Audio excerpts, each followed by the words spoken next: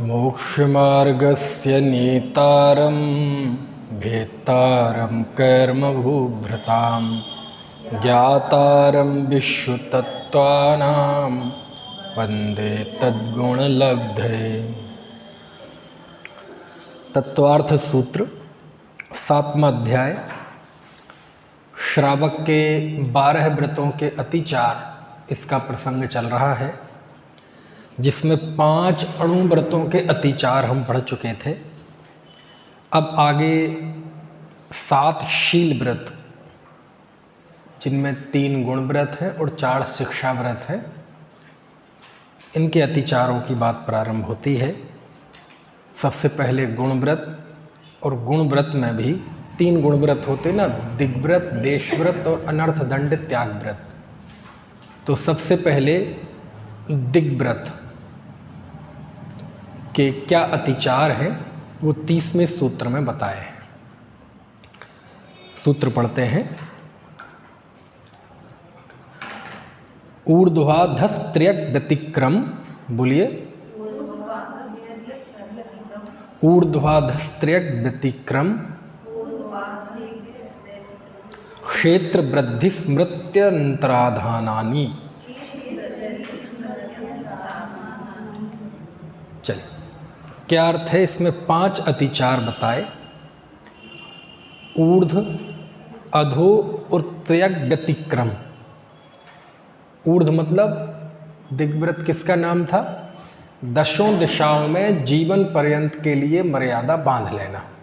ऊपर यानी ऊर्ध्व, अधो यानी नीचे, और बाकी 4 दिशाएं, 4 विदिशाएं। तो ऊर्ध्व, अधो और त्र्यक, ऊपर, नीचे और त्र्यक। त्र्यक में 4 दिशाएं और 4 विदिशाएं। व्यतिक्रम, व्यतिक्रम मतलब इनकी मर्यादा को लांघ जाना, यानी जो मर्यादा ली थी, है ना, मान लीजिए नीचे की मर्यादा ली कि मैं नीचे इससे ज़्यादा नहीं जाऊंगा, तो वो तलघर में जाए या कोई खदान में जाए या कोई जैसे भी जाए, उससे ज़्यादा चला जाए कदाचित क्वचित, तो वो अतिचार है।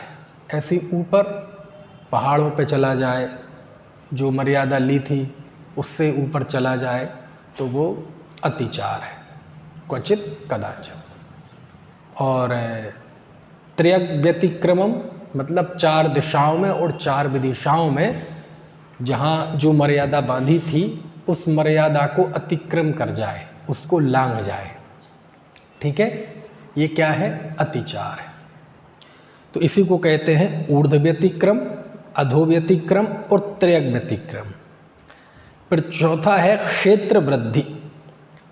क्षेत्र वृद्धि यानी क्षेत्र की जो हमने मर्यादा बांधी थी तो उसे बढ़ाने का सोचना कि इसको बढ़ा लूँ।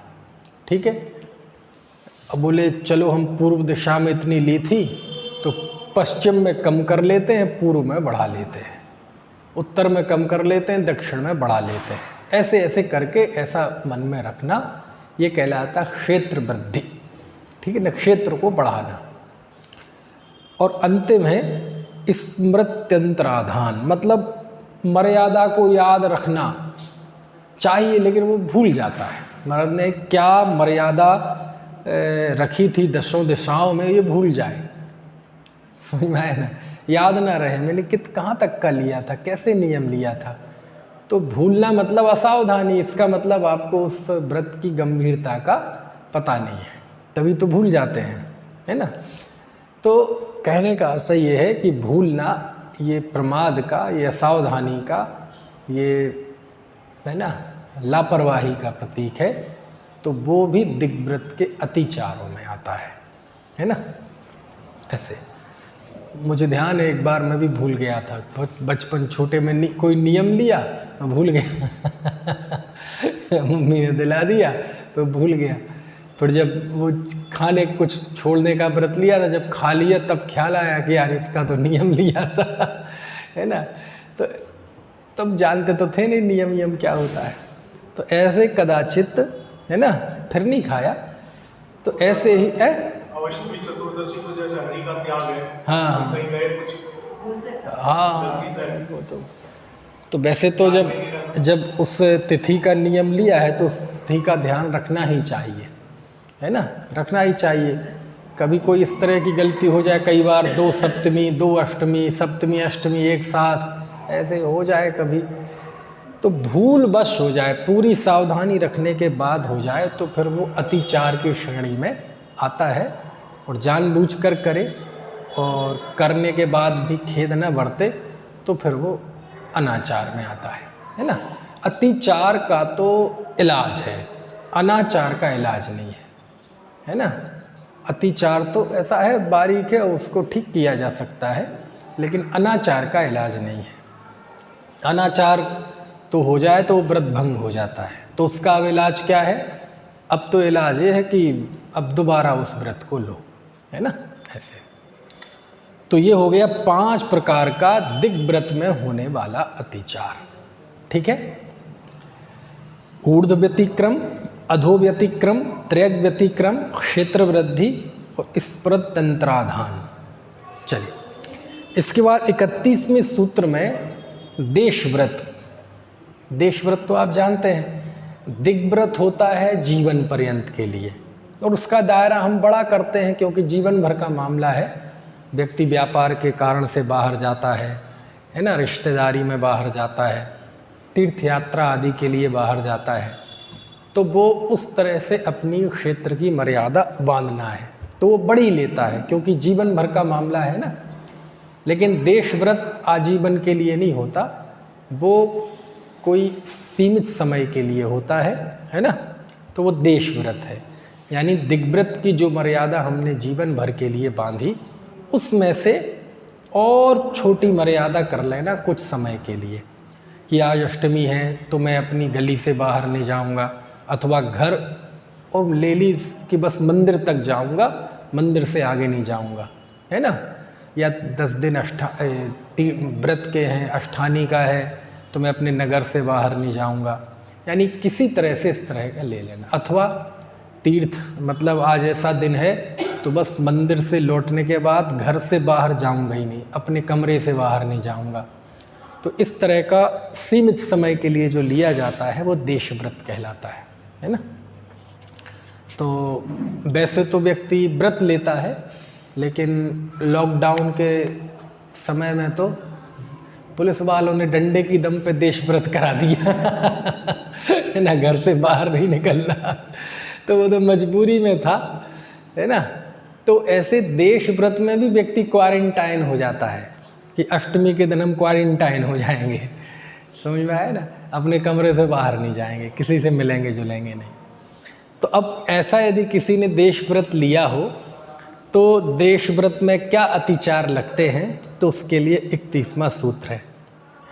आनयन प्रेष्य प्रयोग शब्द रूपानुपात पुद्गलक क्षेपाः। बोलिए।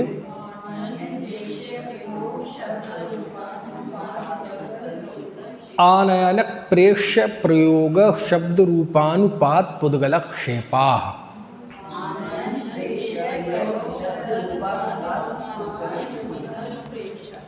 देखो, आनयन दूसरा, प्रेष्य प्रयोग तीसरा,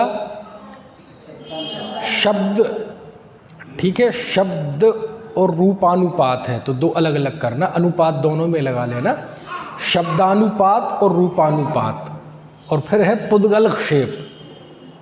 ये 5 देशव्रत के अतिचार हैं। तो कैसे हैं? तो सबसे पहला है आनयन। आनयन यानी मान लीजिए जो हमने एक, आनयन मतलब कोई वस्तु लाना, है ना।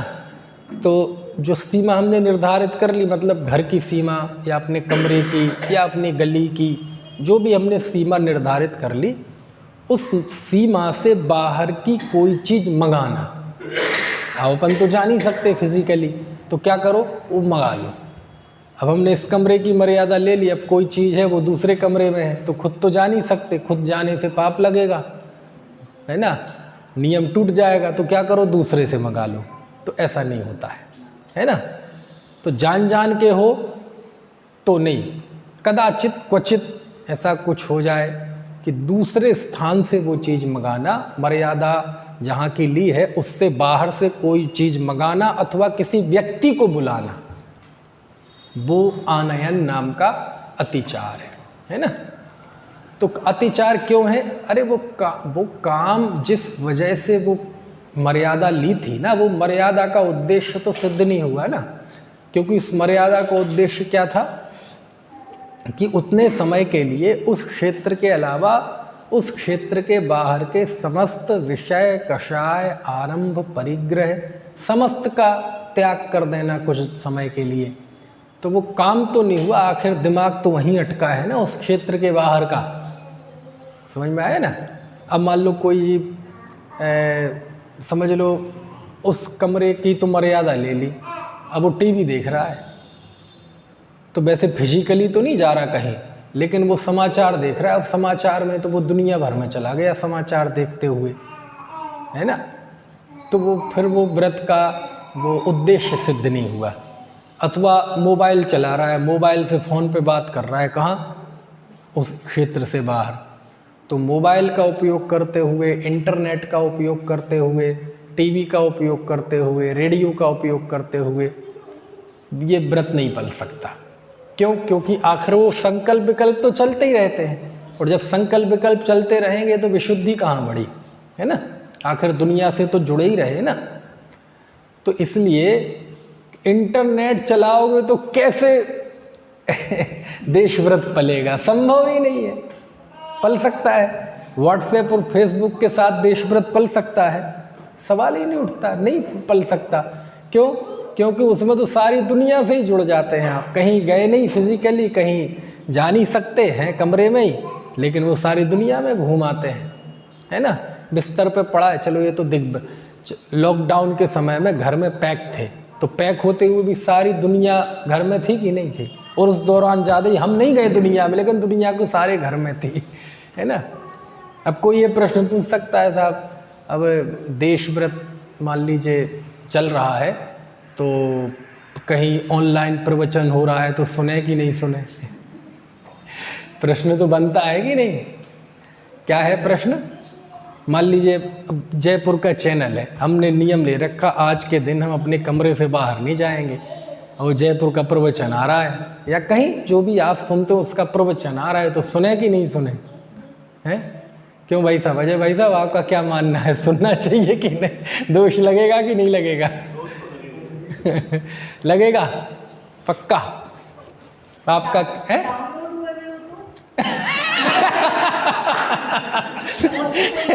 बोले डाउनलोड हुआ हो पहले से, तो ये बात भी विचारणीय है ना। तो अब उसे कुछ चीज़ों को होल्ड पे रख दो, समझ में आए ना। ठीक है, अब सुन लेंगे तो कोई पाप तो लगेगा नहीं, है ना। कारण ये है कि विषय कषाय से बचने के लिए मर्यादा है ना, धर्म से बचने के लिए मर्यादा नहीं है। भाई अपन ने देश व्रत क्यों लिया? विषय कषाय आरंभ परिग्रह से बचने के लिए, तो उससे बचे, समझ में आया ना। लेकिन आपने प्रवचन सुना तो विषय कषाय आरंभ परिग्रह इसका तो पोषण नहीं हुआ ना, तो इस दृष्टि से सोचा जा सकता है। और बाकी क्योंकि मर्यादा लेने का उद्देश्य ही यही है, और विषय कषाय आरंभ परिग्रह दुर्ध्यान से बचना, बस यही है, और तो कोई उपाय है नहीं, है ना। चलो तो डाउनलोड वाली बात है ना, बोले डाउनलोड कर रखा हो तो। अगला प्रेष्य प्रयोग। प्रेष्य प्रयोग यानी कि दूसरे को काम बता देना वहाँ का कि तुम चले जाओ कराओ काम। आनयन में तो बुलाया था, खुद तो नहीं गए, लेकिन दूसरे से करवा दिया बाहर का, मैं तो जा नहीं सकता, है ना। अब जैसे आपने देखा होगा कई लोग मौन व्रत ले लेते हैं मौन, आज मेरा मौन है, तो वो क्या कर लेते हैं, एक गत्ते पे लिख लेते हैं आज मेरा मौन है। तो लिख दिया। चलो इतना तो ठीक है, कम से कम सामने वाले को बुरा ना लगे, इन्फॉर्मेशन मिल जाए, आज मौन है, इतना तक तो चलो अपन मान सकते हैं कि चलो प्रैक्टिकली ठीक है, बाकी दुनिया भर की चीज़ों से बचने के लिए। अब वो मौन कई बार मौन होता है, मौन में ही बातें करता रहता है ऐसे इशारों में, है ना। तो वो कोई कहेगा इससे अच्छा तो बोल लो भैया, समझे, इससे अच्छा तो बोल, एक क्यों मौन का अपमान कर रहे हो, है ना। तो मौन मतलब किसी से जुड़ना नहीं, मौन मतलब किसी से नहीं जुड़ना, क्योंकि मौन वचनों के द्वारा हम किसी से जुड़ते हैं तो विकल्प होते हैं, दुर्ध्यान होता है, राग द्वेष खड़े होते हैं, है ना। और मौन रहेंगे तो किसी से जुड़ेंगे ही नहीं तो दुर्विकल्प नहीं होंगे तो दुर्ध्यान नहीं होगा तो अच्छा रहेगा, है ना, तब तो चिंतन कर सकते हैं। अब वो मौन को मतलब वो जीव समझ ले कि हमें जुबान नहीं खोलना, बस इसका ना, अरे कैसे भी नहीं जुड़ना किसी से, बोलकर भी नहीं और चुप रहकर भी नहीं, इशारों से भी नहीं, कैसे भी नहीं, है ना। अब मौन तो रहे लेकिन व्हाट्सएप चला रहा है तो वो काम नहीं हुआ ना जिस काम के लिए वो था। तो कोई भी व्रत, कोई भी नियम के लिए नहीं होता, व्रत के लिए नहीं होता, तप के लिए नहीं होता। तप होता है इच्छाओं के अभाव के लिए, ठीक है। व्रत और नियम होते हैं दुर्ध्यान से और हिंसा आदि के प्रसंग से, विषय कषाय के प्रसंग से बचने के लिए। तो वो बच रहे हैं तो सब ठीक है, और उससे नहीं बच रहे तो फिर वो सब ऐसे ही हो जाता है। तो ये हो गया आनयन प्रेष्य प्रयोग। तीसरा है शब्दानुपात, कि अब हमने मर्यादा तो ले ली कि हम कमरे से बाहर नहीं जाएंगे, तो शब्द के द्वारा किसी को अभिप्राय बता देना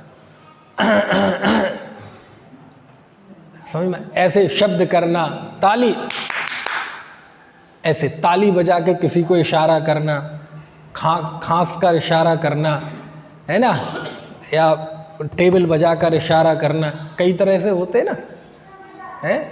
तो ये इशारा करके क्षेत्र से बाहर के व्यक्ति से जुड़ना, उसको संकेत पहुंचाना, ये सब कहलाता है शब्दानुपात, ठीक है, समझ गए ना। और फिर अगला है रूपानुपात, अपना रूप दिखाकर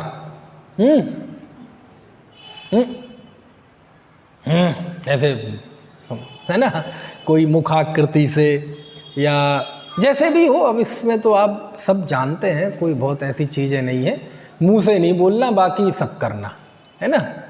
तो ये कहलाता है रूपानुपात।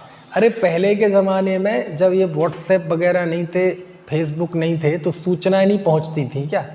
पहले भी सूचनाएं पहुंचती थी, लेकिन सूचनाएं कैसी पहुंचती थी?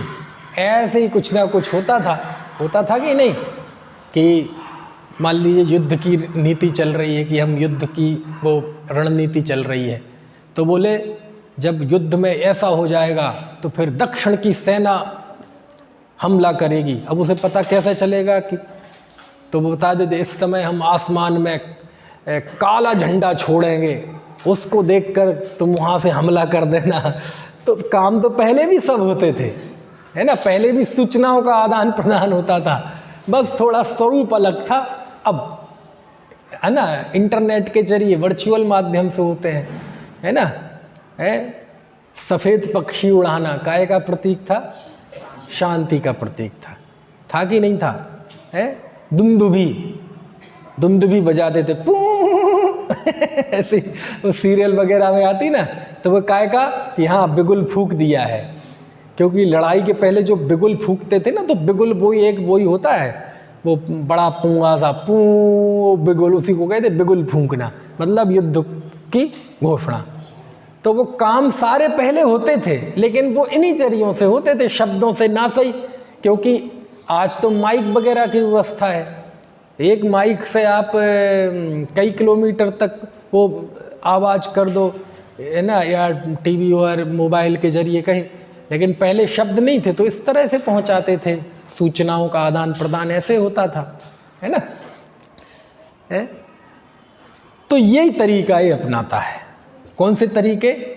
ये वाले तक। और यही काम अब चूंकि ये आज के समय में, अब टीकाकारों ने इन सब चीज़ों को नहीं लिखा, अब आज कोई टीकाकार लिखे तो वो सब इनको लिखेगा उल्लेख कि मर्यादा से बाहर फ़ोन करना, मोबाइल का इस्तेमाल करना, व्हाट्सएप मैसेज भेजना, मैसेज प्राप्त करना, ये सब दोष लगते हैं इनसे। क्यों जी, हम मैसेज प्राप्त तो नहीं कर रहे, लेकिन किसी ने हमारे व्हाट्सएप पे भेज दिया तो नहीं, भेज दिया उसमें दोष नहीं है, लेकिन तुमने पढ़ा उसमें, वो तो तुम मोबाइल हाथ में लिया मतलब दोष है। क्यों? क्योंकि तुम मोबाइल काय के लिए लोगे? प्रवचन सुनने के लिए तो कोई रेयर केस है, लेकिन नहीं तो देखोगे ही कुछ ना कुछ, हाँ ये किसका मैसेज आया, तो वो सब दोष है ना, ऐसे। ठीक है, तो ये हो गया रूपानुपात। और फिर 5वां है पुद्गल क्षेप।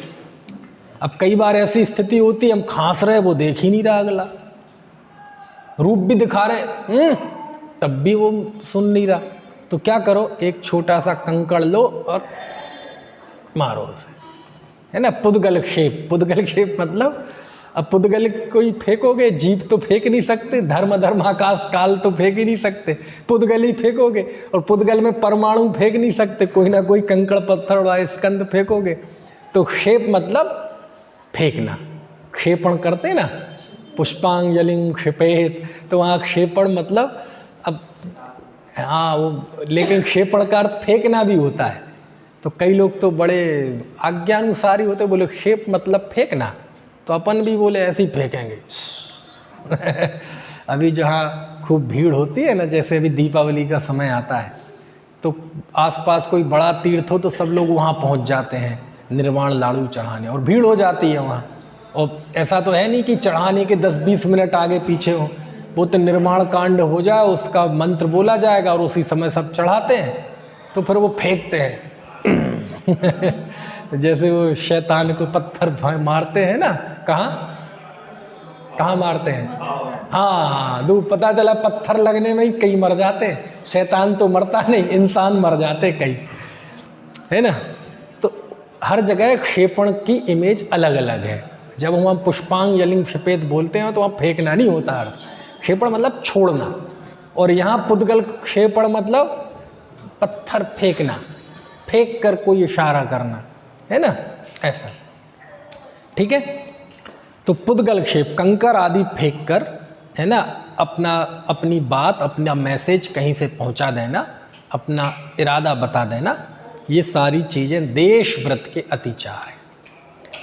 ठीक है, तो ये हो गया आनयन प्रेष प्रयोग शब्दानुपात पुद्गल क्षेपा। बोलिए,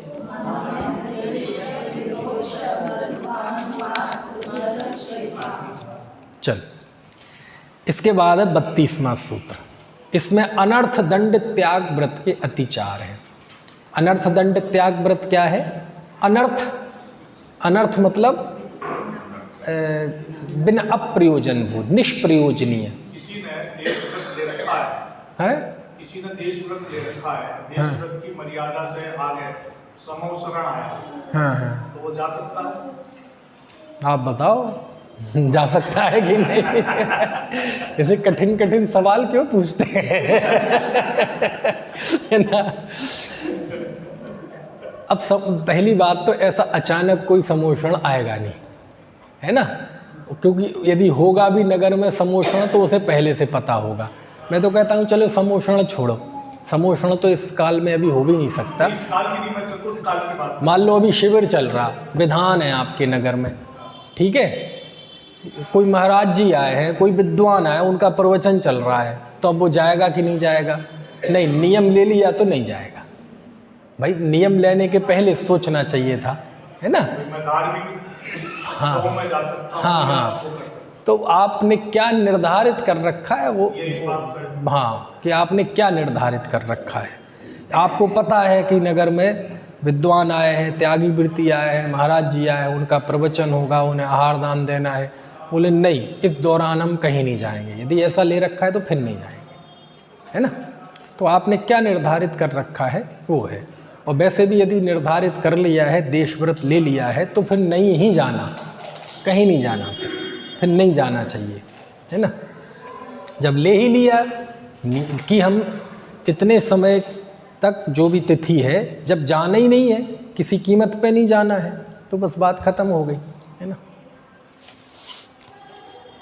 अब डाउनलोड वाला मत पूछना अभी। फिर अब 32वें सूत्र में अनर्थ दंड त्याग व्रत। अनर्थ दंड त्याग मतलब देखो अनर्थ शब्द का एक वैसा अर्थ भी होता है, अनर्थ मतलब बहुत बड़ा पाप, अनर्थ हो गया जी। लेकिन यहाँ अनर्थ अर्थ मतलब प्रयोजनीय और अनर्थ मतलब निष्प्रयोजनीय, ठीक है। और दंड यानी होता है पाप। तो अनर्थ दंड त्याग व्रत यानी निष्प्रयोजनीय पाप का त्याग। हिंसा, झूठ, चोरी, कुशील, परिग्रह, इन समस्त का निष्प्रयोजनीय त्याग, है ना। एक देश त्याग तो है ही अनुवृत्ति के, लेकिन जिसका त्याग नहीं है उसमें भी निष्प्रयोजनीय का बिल्कुल त्याग, है ना। तो अब उसमें कैसे अतिचार लगते हैं तो देखो जरा, 5 अतिचार उसके भी बताए। कंदर्प कौत्कुच मौखर्या, बोलो, समीक्षाधिकरणोपभोग परिभोग नार्थक्यानि। एक साथ पूरा सूत्र बोलता हूँ। कंदर्प कौत्कुच मौखर्या समीक्षाधिकरणोपभोग परिभोग नार्थक्यानि।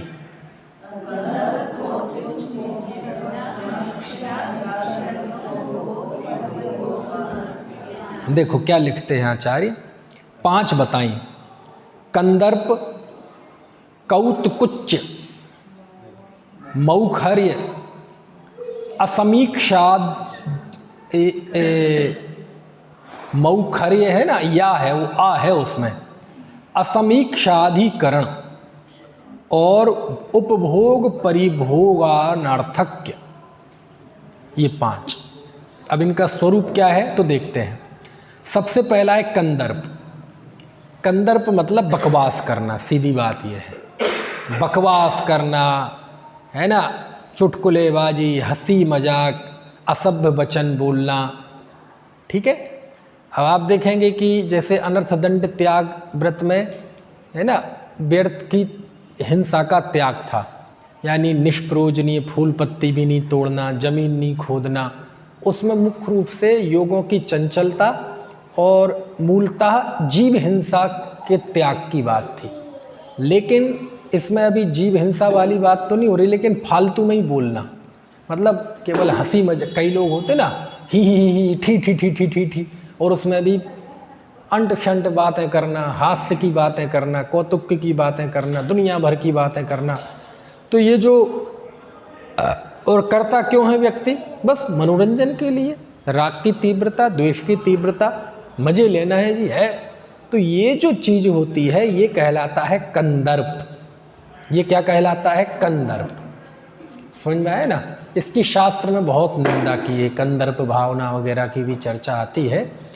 तो हास्य के वचन बोलना, अंट शंट बोलना, खूब बोलना, खूब हंसी मजाक करना, अश्लील करना, उस पर कीचड़ उछालना, जिसको देखो उसकी निंदा करना, ये सब कहलाती है कंदर्प, और ये अतिचार है ना। ऐसी प्रवृत्ति जानबूझकर हो तो वो पाप है, बहुत बड़ा पाप है, फिर तो वो व्रत ही नहीं है। लेकिन कदाचित क्वचित हो जाए तो ये अतिचार है। समझ में आया ना? और आपने देखा होगा कि मेरा तो एक आंकलन है, 4 आदमी कहीं बैठ के बातें कर रहे होंगे, कहीं खड़े होके चौराहे पे, यहाँ तक कि मंदिर के बरामदे में भी। अपन ये तो नहीं कह रहे कि मंदिर के अंदर, क्योंकि हाँ, क्यों अपन क्यों ऐसी बात कर, मंदिर की अपन बात करते भी नहीं, है ना। लेकिन मंदिर परिसर में हो, 4 आदमी आपस में बात कर रहे होंगे तो वो नियम से किसी न किसी की निंदा कर रहे होंगे। और ऐसे मिशनरी निंदक होते हैं कि यदि आपको किसी की दुर्गत करानी हो ना, तो 4 लोग जहाँ खड़े हैं वो बातचीत कर रहे हैं, उनके बीच में जाके आप किसी का नाम ले दो बस, और फिर दूर खड़े हो जाओ, फिर देखो वो उनकी क्या दुर्दशा करते हैं, है ना। तो कहने का आशा ये है कि ऐसे बस मजाक, चलो। तो ये बेकार में बोलना, कंदर्प मतलब खामा खा बोलना, खामा खा हंसी मजाक, खामा खा ही ठीठी, कहाँ बदतमीजी के वचन बोलना, अंट शंट बोलना, ये सब कहलाता है कंदर्प। क्या कहलाता है? कंदर्प। इसमें किसी जीव की हिंसा की क्या? नहीं, किसी जीव की हिंसा भले ही ना की हो, लेकिन वो जो वचन बोले उससे आपको कर्म का आश्रय तो बहुत होता है ना, क्योंकि वचन बोल रहे हैं, खामखा का कर्म का आश्रय कर रहे हैं, है ना। और यदि आप पूरे सब सारे व्रत और उनकी मर्यादाएं देखेंगे ना, तो अंत में मालूम क्या निष्कर्ष होगा कि आदमी को बहुत कम बोलना चाहिए है ना, कम बोले और प्रयोजनभूत बोले। चलो, दूसरा है कौतकुच्च। कौतकुच्च यानी अभी तो कर रहा था केवल वचन से पाप, इसके अलावा कौतकुच्च में शरीर से भी बेकार की चेष्टाएं करना। आपने देखा होगा कई लोग, है ना, शरीर से भी ऐसी ऐसी कुचेष्टाएं करते हैं कि वो अशोभनीय लगती है ना। टेढ़ा मेढ़ा मुंह बनाना, बात करते, कई लोग बात करते करते आंख मीचते हैं ऐसे, ये सब बेकार की चीज़ें हैं। इससे आपकी असभ्यता टपकती है, कुटिलता टपकती है ना। तो ऐसी कुचेष्टाएं करना है, बातचीत करते करते ऐसे शरीर की भाव भंगिमाएं बनाना, है ना, तो वो सब कहलाता है कौतकुच्च। तो आपने किसी जीव को मारा तो नहीं, है ना, कोई जीवों की वैसे हिंसा तो नहीं की, लेकिन उससे आप आत्म परिणामों की हिंसा करते हैं। क्यों? वाणी का भी गलत प्रयोग और शरीर की क्रियाएं भी गलत, है ना, तो ये अनर्थ दंड है। तो अनर्थ दंड के दोष क्यों हैं? क्योंकि इससे आप बच सकते थे। यदि आप ज़्यादा हास्य मिश्रित उल्टा सीधा नहीं बोलेंगे और उल्टी सीधी भाव भंगिमाएं कुचेष्टाएं नहीं करेंगे, तो आपके जीवन में कोई नहीं फर्क पड़ने वाला, उसके बिना भी चल सकता है। इससे ना तो आपकी कोई धार्मिक आराधना रुक रही है और ना आपका लौकिक कार्य रुक रहा है, फिर भी करे जा रहे हैं, तो फिर वो कहलाता है अनर्थ दंड। निष्प्रयोजनीय कार्य है वो, उसका कोई मतलब नहीं है। जैसे कई लोग होते ना, तो कुछ नहीं है तो बोले चलो कहीं घूम आए, तो कहीं भी गली में निकल गए, कहीं पान वाले के यहाँ खड़े हो गए, किसी नुक्कड़ की दुकान वाले के खड़े हो गए, घंटों से ही खड़े हैं, इसकी और उसकी और जो दिखे उसकी और वो बस वही होता है अनर्थ दंड, बेकार की चीज़ें होती हैं। तो यदि वो आदत में है तो वो तो बहुत ही बुरा है, लेकिन क्वचित कदाचित हो जाए किसी अनर्थ दंड त्याग व्रति। अच्छा, तो ये व्रति के लिए है तो अपन क्यों इसमें पढ़ें? नहीं, सबको पढ़ना चाहिए इसमें, है ना, ये बात छोड़ना नहीं चाहिए। तो व्रत के लिए है, अरे तो व्रत लो, समझ में आया ना, उसमें क्या बात है। ऐसा नहीं साहब व्रत तो नहीं ले सकते, अरे व्रत नहीं ले रखते, थोड़ी आदत बना लो ऐसी कि ज़्यादा फालतू की बातों में नहीं पड़ना, यहाँ वहाँ ज़्यादा फालतू में खड़े मत होना। क्यों? क्योंकि जहाँ खड़े होगे दिमाग खराब के अलावा कुछ नहीं होगा। अच्छा, ईमानदारी से बताना, जैसे यहाँ से हम मान लीजिए अभी यहाँ हम घर पे बैठे हैं, मान लो, वैसे तो मंदिर में बैठे हैं, और यहाँ से जहाँ आपका घर है वो मंदिर है। अब मंदिर जाने के दो रास्ते हैं, ठीक है, अथवा मंदिर घर से मंदिर आने के अथवा मंदिर से घर जाने के दो रास्ते हैं। लेकिन घर जाने को तो आदमी की जल्दी रहती है, मंदिर जाने की जल्दी नहीं रहती, इसलिए उल्टा उदाहरण दे रहा हूँ कि आप घर से मंदिर जाना है और मंदिर जाने के दो रास्ते हैं और दोनों ही रास्ते बराबर हैं। ऐसा नहीं एक शॉर्टकट है एक लॉन्ग है, ऐसा कुछ नहीं, दोनों ही बराबर दूरी पे हैं, 500 मीटर पे। एक है बिल्कुल सुनसान, वहाँ से जाएंगे तो कोई नहीं मिलेगा आपको, और दूसरा है बढ़िया चहल पहल, सब अपने वालों की, मोहल्ले वालों की, बढ़िया पहचान वालों की दुकानें हैं, अपने मित्र यार लोगों की दुकानें हैं। तो दो रास्ते में से किस में से जाएंगे आप? सुनसान वाले से। जल्दी पहुंचेगा, कोई नहीं मिलेगा। झूठ मत बोलो, देखो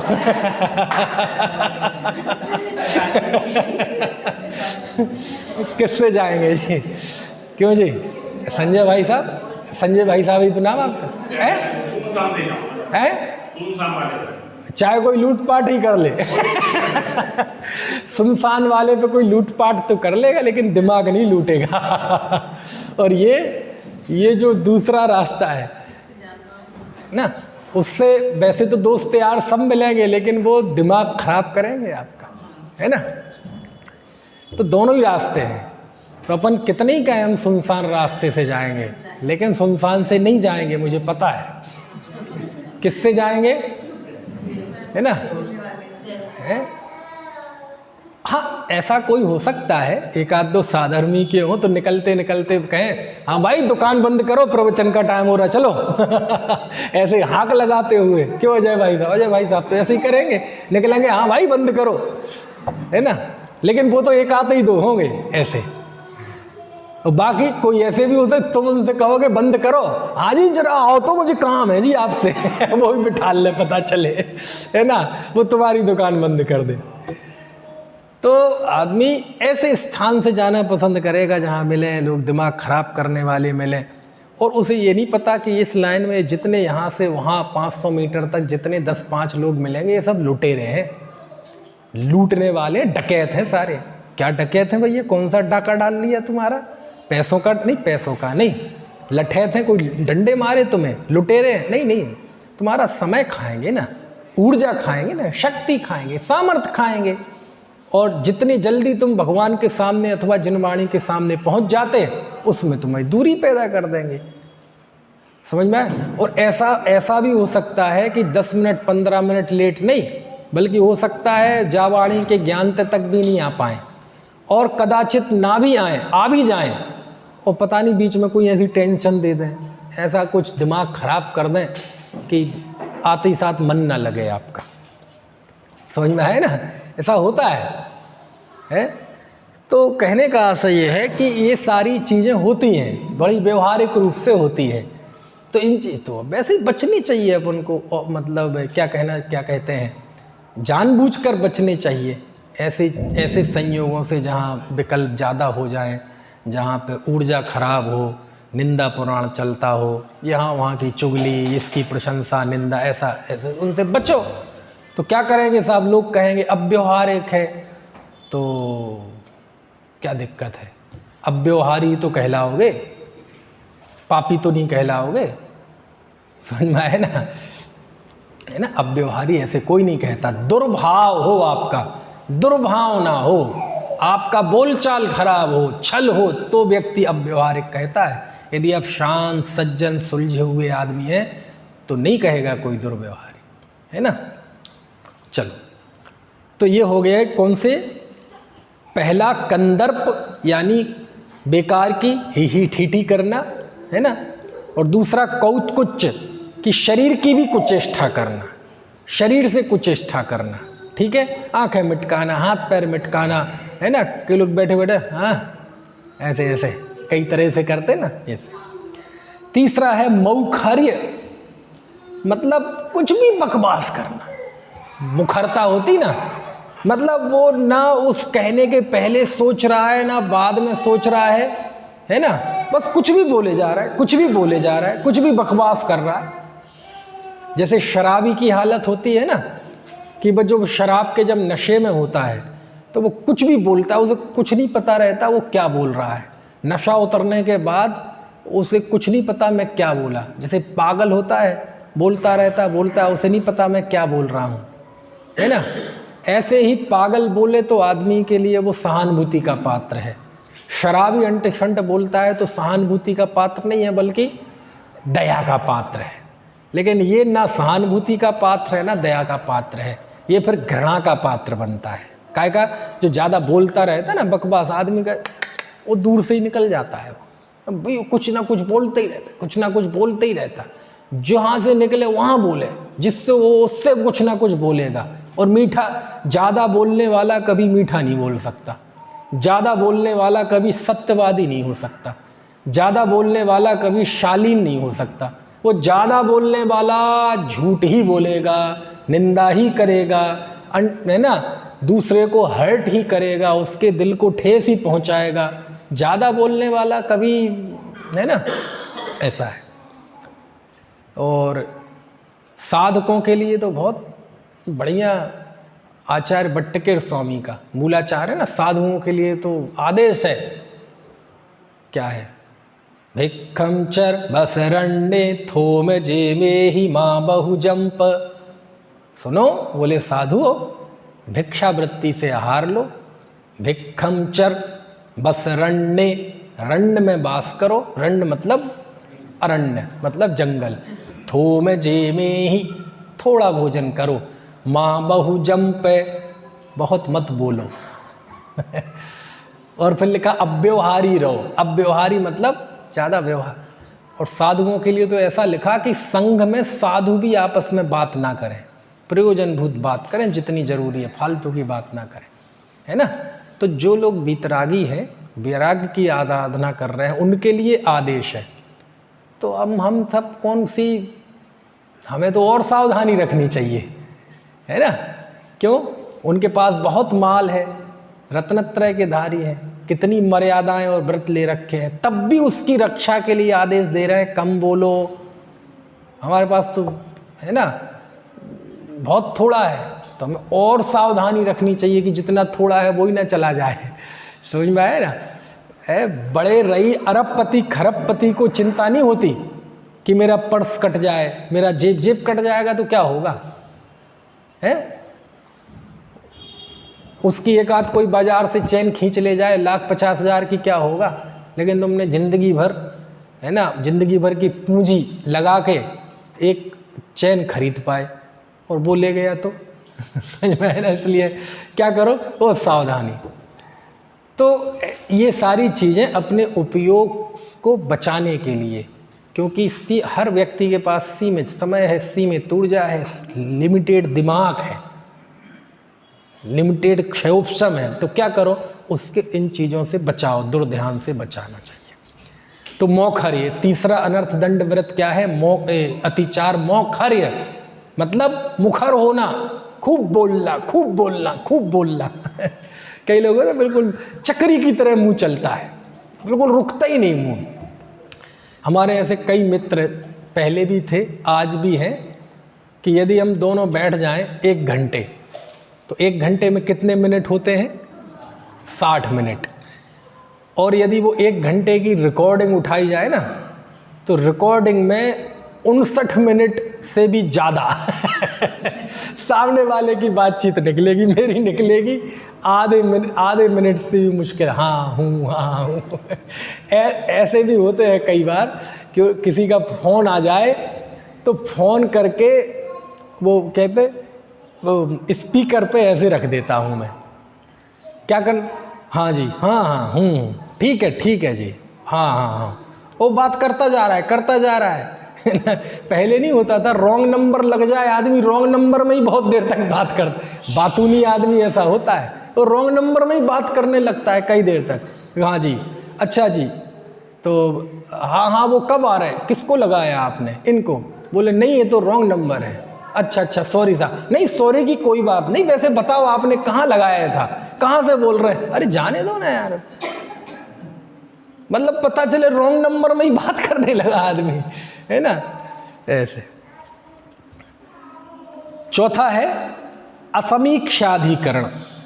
असमीक्षाधिकरण मतलब असमीक्ष मतलब समीक्षा किए बिना, मूल्यांकन किए बिना, जांच पड़ताल किए बिना अधिकरण मतलब बेकार में प्रवृत्ति करना, बिना प्रयोजन विचारे प्रवृत्ति करना, चलना फिरना बोलना, मतलब कोई मतलब नहीं, है ना। तो बिना विचार के ही करना, है ना। फिर 5वां है उपभोग परिभोग अनर्थक्यानि, अनर्थक्य, आवश्यकता से अधिक चीज़ों को इकट्ठा कर लेना। ये भी मतलब आवश्यकता नहीं है उतनी, वो बात अलग है, आपने व्रत ले रखा है, लेकिन उसमें भी जिन चीज़ों की आवश्यकता नहीं उनको और इकट्ठा करना बेकार है। आपको पता है जितनी चीज़ें हम इकट्ठी कर, कई लोगों के घरों में जाके देखना आप, काम की चीज़ें कम होती हैं और बेकार का कबाड़ा इतना होता है, और कई बार तो कई सालों रखी रहती हैं, वो ज़िंदगी भर किसी के काम में नहीं आती, खुद के काम में आती नहीं, किसी को दे पाते नहीं। तो आप क्या समझते हैं, और वो जो होते हैं ना दुनिया में वास्तु फास्तु, पॉजिटिव एनर्जी नेगेटिव एनर्जी, दुनिया भर के वो बताने वाले, वो बताते हैं कि जिसके घर में कूड़ा करकट ज़्यादा होता है उसके घर में नेगेटिव एनर्जी रहती है।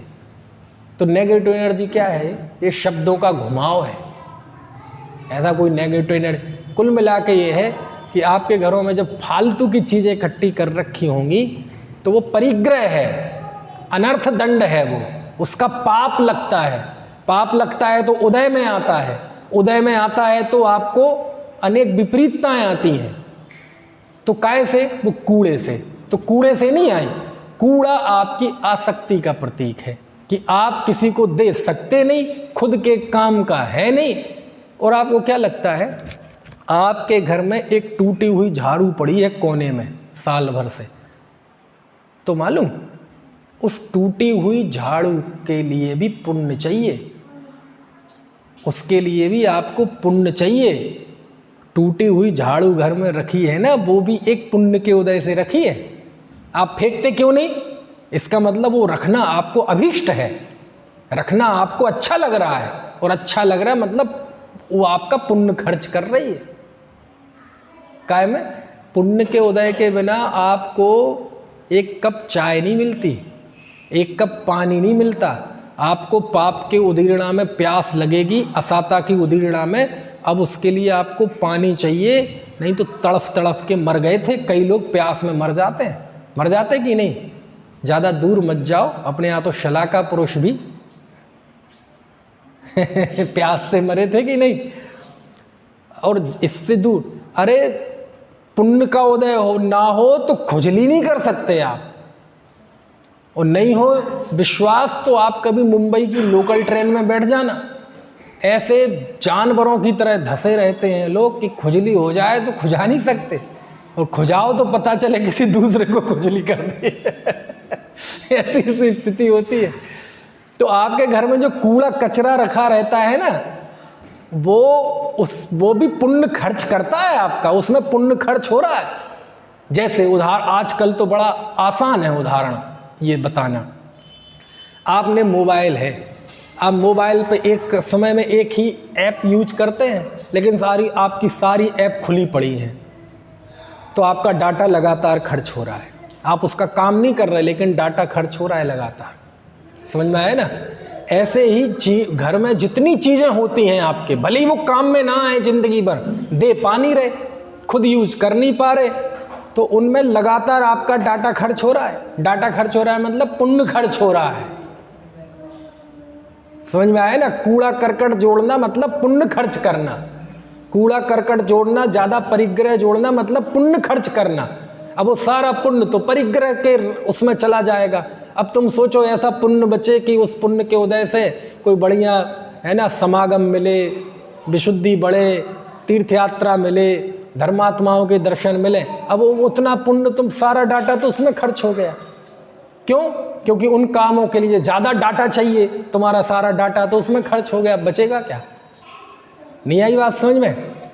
तो अनाप शनाप जोड़ना, ये पाप को न्योता देना है और पुण्य को ख़त्म करना है। इसलिए घर में फालतू की चीज़ें बिल्कुल नहीं रखनी चाहिए, जो ज़रूरत की हो वो ही रखनी चाहिए। और होते हैं घर में कई तरह के लोग, समझ में आए ना? खास तौर से सब माता बहनों को बड़ा वो रहता है, कोई चीज़ बुजुर्गों को भी रहता है, पुरुषों को भी, पुरुष कोई दूध के तो ले नहीं है, लेकिन कोई भी चीज़ किसी को दे नहीं सकते। वो रखी रखी खराब हो जाएगी, सड़ जाएगी, बेकार दीमक लग जाएगी, खराब हो जाएगी।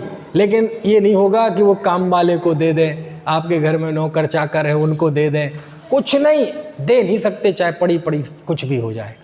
तो आपको लगता है कि इसमें हमने क्या किया? तुम नहीं किया ना तुमने, बस यही तो पुण्य खर्च हो गया। नहीं किया मतलब वो दे देते, दान दे देते, नहीं किया। तो देखो लिखा, आवश्यकता से ज़्यादा वस्तुओं को इकट्ठा करना, ये भी अनर्थ दंड त्याग व्रत का अतिचार है ना? कदाचित क्वचित हो तो अतिचार है, और वो आदत में आ जाए तो फिर वो अतिचार नहीं है। समझ में आया ना? है? आपको पता है, अब हम जो कपड़े अपड़े जब थोड़े से पुराने होते हैं तो रख देते हैं, ठीक है, और कई बार वो रखे रहते कई कई सालों तक।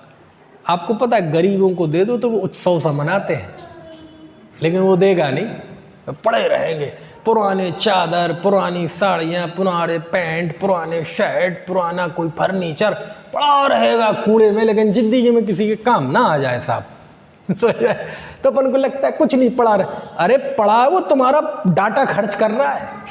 डाटा खर्च कर रहा है मतलब पुण्य खर्च हो रहा है उससे, और निरंतर उससे आसक्ति है तो वो परिग्रह का पाप लग रहा है। कितना डबल नुकसान, पुण्य खर्च हो रहा है और परिग्रह का पाप बढ़ रहा है ना। इसी को कहते नेगेटिव एनर्जी। समझ में है ना। ये नेगेटिव एनर्जी सब छलावे वाली भाषा है। असल में उसके पीछे ये है कि आसक्ति बढ़ने से परिग्रह का पाप चढ़ रहा है और वो है तो पुण्य खर्च हो रहा है। अब उसको यदि आपने किसी को दे दिया तो एक तो आसक्ति घटी तो अब नया पुण्य बनेगा, तो नया पुण्य बनने से आपको फ्रेश चीज़ें मिलेंगी। फ्रेश चीज़ें मतलब लालच में मत आ जाना, आपको अच्छे संयोग मिलेंगे, है ना, जिसमें आप तत्व विचार आत्महित के साधन अधिक कर सकते हैं। चलो, तो ये 5 हो गए अनर्थ दंड त्याग व्रत के अतिचार। ठीक है, कंदर्प, कौतकुच्च, मौखर्य, असीमिक्षाधिकरण और भोग परिभोग अनर्थक्य। ठीक है, 32वां। इसके बाद 3 गुण व्रत के अतिचार हो गए, दिग्व्रत, देशव्रत और अनर्थ दंड त्याग व्रत। अब 4 शिक्षा व्रत बचे, सामायिक, प्रोषधोपवास, अतिथि संविभाग और भोगोपभोग परिमाण व्रत। तो अब आगे के 33वें सूत्र में आचार्य सामायिक के अतिचार बताते हैं। देखो जरा, योग दुष्प्रणिधाना बोलो, नादर स्मृत्यनुपस्थानानि, नादर स्मृत्यनुपस्थानानि। ये आपस में संधियां ऐसी जुड़ी हैं कि तोड़ नहीं सकते। तोड़ के तब सीखना पड़ता है पढ़ के, जब वो दोनों शब्द बिल्कुल अलग अलग, उसमें संधि है तो फिर वो बढ़िया नहीं रहता। योग दुष्प्रणिधाना नादर स्मृत्यनुपस्थानानि। बोलो,